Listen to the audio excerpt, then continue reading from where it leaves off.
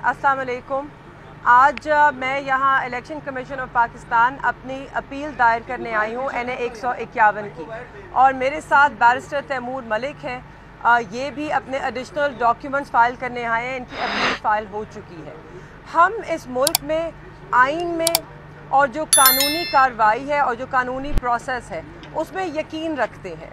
हमें अभी भी उम्मीद है कि हमें पाकिस्तान के कानून के तहत और इन अदालतों से और इन इंस्टीट्यूशन से इंसाफ मिलेगा।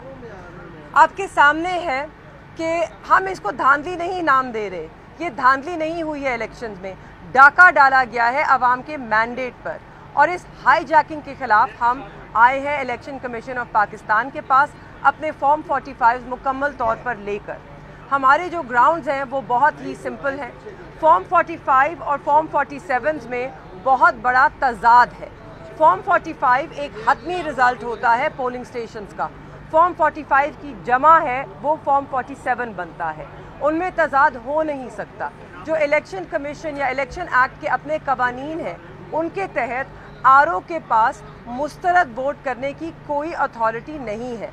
तो अगर फॉर्म 45 पर, जैसे कि मेरे हलके में सिर्फ 4000 रिजेक्टेड वोट था, तैमूर साहब के हलके में भी इसी तरह बहुत कम रिजेक्टेड वोट था, मगर फॉर्म 47 में इनके हलके में 13000 रिजेक्ट हो गए, मेरे हलके में 16,500 वोट रिजेक्ट हो गए। तो किस अथॉरिटी के तहत RO साहब ने रिजेक्ट किए? उनके पास तो वोट आता ही नहीं है खुलने के लिए। वो रिजेक्टेड वोट्स को देख सकते हैं कि इसमें कुछ गलती तो नहीं है। रिजेक्टेड वोट कम हो सकता है, कभी बढ़ नहीं सकता।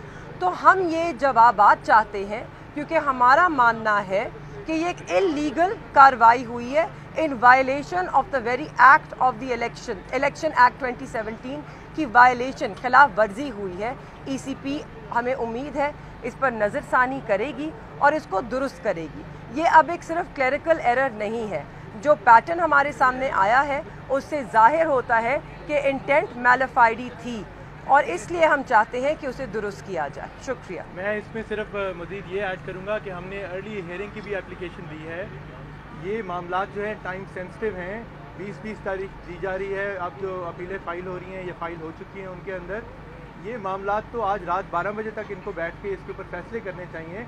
ROs को उनके सारे जो दस्तावेज़ात हैं उनके साथ यहाँ तलब करना चाहिए, रिकॉर्ड का हिस्सा बनाना चाहिए।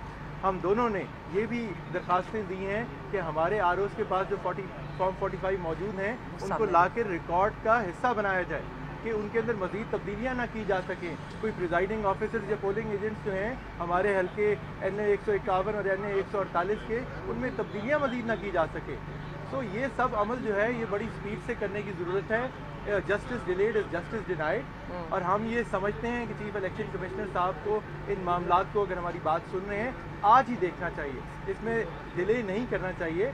हमारे यहाँ जो बैलेट स्टफिंग हुई होगी वो तो अपनी जगह है, लेकिन मेरे खिलाफ साबिक वज़ीर आज़म को 104 वोटों की लीड है, उनके साहबजादे की मेहरबानो कुरैशी साहिबा के आगे चंद हज़ार की लीड है, जबकि असल में हम दोनों 6000 से ऊपर लीड से दोनों सीटें जीत चुके हैं। और ये खाली हमारे फॉर्म 45 नहीं कहते, जो हमारे दूसरे हरीफ हैं, सियासी हरीफ जो हमारे और जो रिटर्न कैंडिडेट डिक्लेयर किए गए उनके बाद तीसरे नंबर पे आते हैं नून लीग के उम्मीदवार, वो भी यही कहते हैं। उनके फॉर्म 45 के मुताबिक भी हम जीते हैं।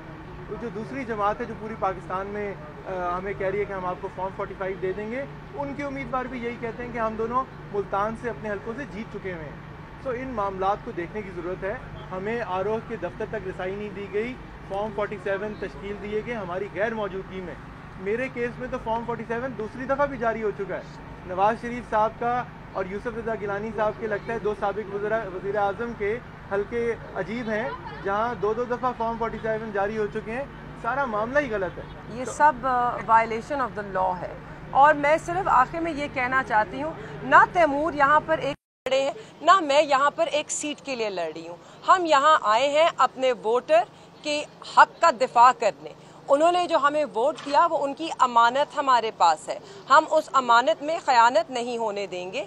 हम अपने वोटर को ये यकीन दहानी दिलाते हैं कि हम आपके हक के लिए लड़ेंगे। हम यहाँ सीट के लिए नहीं, आवाम के मैंडेट और उनके हक के लिए लड़ रहे हैं, और हम लड़ते रहेंगे। बहुत शुक्रिया। Thank you.